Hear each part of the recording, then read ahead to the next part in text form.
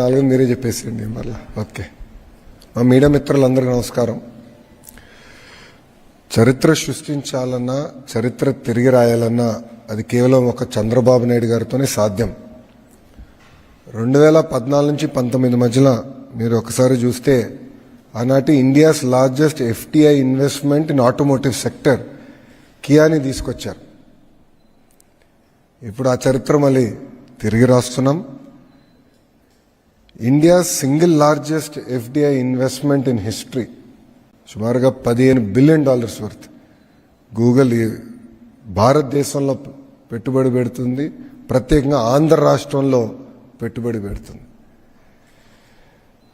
ఇది Google's largest data centre out side of US, the largest data centre.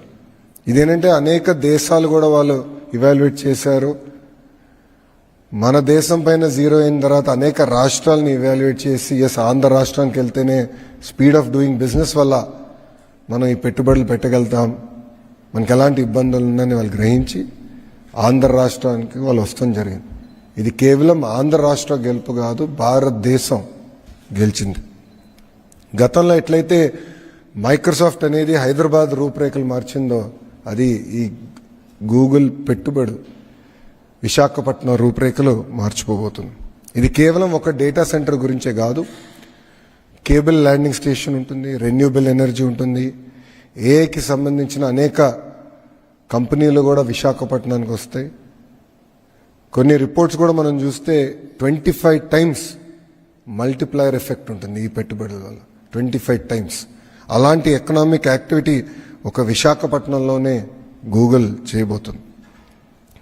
ఈ ఒక్క పెట్టుబడి వల్ల మా అంచనా సుమారుగా 1,88,000 మందికి డైరెక్ట్గా ఇండైరెక్ట్గా ఉద్యోగాలు కల్పించగలుగుతాం.